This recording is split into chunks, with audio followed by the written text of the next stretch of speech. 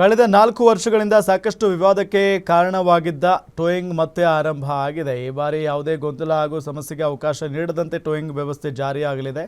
ಈ ಬಾರಿ ಕೇವಲ ಸಂಚಾರಿ ಪೊಲೀಸರು ಮಾತ್ರ ಅಲ್ಲ, ಬದಲಿಗೆ ಜೆಬಿಎ ಜೊತೆಗೂಡಿ ಜಂಟಿಯಾಗಿ ಕಾರ್ಯಾಚರಣೆ ಆರಂಭ ಆಗಿದೆ. ಈ ಕುರಿತ ಕಂಪ್ಲೀಟ್ ಡೀಟೇಲ್ಸ್ ಇಲ್ಲಿದೆ. ಬೆಂಗಳೂರಿನಲ್ಲಿ ಇಂದಿನಿಂದ ಮತ್ತೆ ಟೋಯಿಂಗ್ ಆರಂಭ. ನೋ ಪಾರ್ಕಿಂಗ್ನಲ್ಲಿ ವಾಹನ ನಿಲ್ಲಿಸುವ ಮುನ್ನ ಹುಷಾರ್.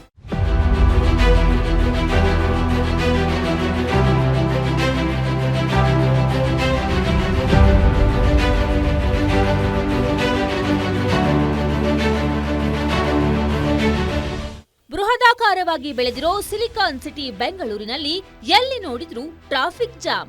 ಎಷ್ಟೇ ಸರ್ಕಸ್ ಮಾಡಿದ್ರೂ ಈ ಟ್ರಾಫಿಕ್ ಸಮಸ್ಯೆಗೆ ಮುಕ್ತಿ ಮಾತ್ರ ಸಿಗ್ತಿಲ್ಲ.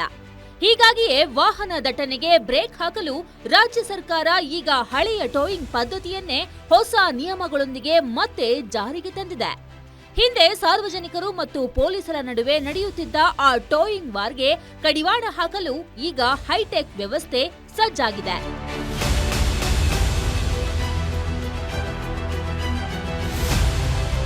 ಬೇಕಾಬಿಟ್ಟಿಯಾಗಿ ವಾಹನ ನಿಲ್ಲಿಸೋದು ಮತ್ತು ನೋ ಪಾರ್ಕಿಂಗ್ ಪ್ರದೇಶಗಳಲ್ಲಿ ಪಾರ್ಕ್ ಮಾಡೋದು ಟ್ರಾಫಿಕ್ ಸಮಸ್ಯೆಗೆ ಪ್ರಮುಖ ಕಾರಣ. ಇದನ್ನ ಗಂಭೀರವಾಗಿ ಪರಿಗಣಿಸಿರುವ ಸಂಚಾರಿ ಪೊಲೀಸರಿಗೆ ಈಗ ಜಿಬಿಎ ಅಧಿಕಾರಿಗಳು ಸಾಥ್ ನೀಡಲಿದ್ದಾರೆ. 5 ನಗರ ಪಾಲಿಕೆ ವ್ಯಾಪ್ತಿಯಲ್ಲಿ ತಲಾ 2ರಂತೆ ಒಟ್ಟು 10 ಹೈಟೆಕ್ ಟೋಯಿಂಗ್ ವಾಹನಗಳನ್ನ ನಿಯೋಜಿಸಲಾಗಿದೆ. ಪ್ರತಿ ವಾಹನದಲ್ಲಿ ಒಬ್ಬ ಪೊಲೀಸ್ ಇನ್ಸ್ಪೆಕ್ಟರ್, ಒಬ್ಬ ಕಾನ್ಸ್ಟೇಬಲ್ ಹಾಗೂ 4 ಸಿಬ್ಬಂದಿ ಇರಲಿದ್ದಾರೆ.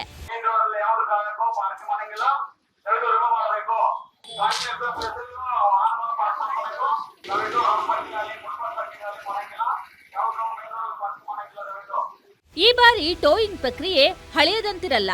ಸಿಬ್ಬಂದಿಯ ನಡವಳಿಕೆ ಮೇಲೆ ನಿಗಾ ಇಡಲು ಪ್ರತಿಯೊಂದು ಟೋಯಿಂಗ್ ವಾಹನದಲ್ಲೂ ಡ್ಯಾಶ್ ಕ್ಯಾಮೆರಾ ಅಳವಡಿಸಲಾಗಿದೆ. ಇಡೀ ಪ್ರಕ್ರಿಯೆ ಸಂಪೂರ್ಣವಾಗಿ ರೆಕಾರ್ಡ್ ಆಗಲಿದ್ದು, ಪೊಲೀಸರು ಮತ್ತು ಸಾರ್ವಜನಿಕರ ನಡುವಿನ ಕಿರಿಕಳಿಗೆ ಇದು ಸಾಕ್ಷಿಯಾಗಲಿದೆ. ಪಾರದರ್ಶಕತೆ ಕಾಯ್ದುಕೊಳ್ಳಲು ಸರ್ಕಾರ ಈ ಮಾಸದ 500 ರೂಪಾಯಿ ದಂಡ ಪಾವತಿ ಮಾಡಬೇಕಾಗಿದೆ.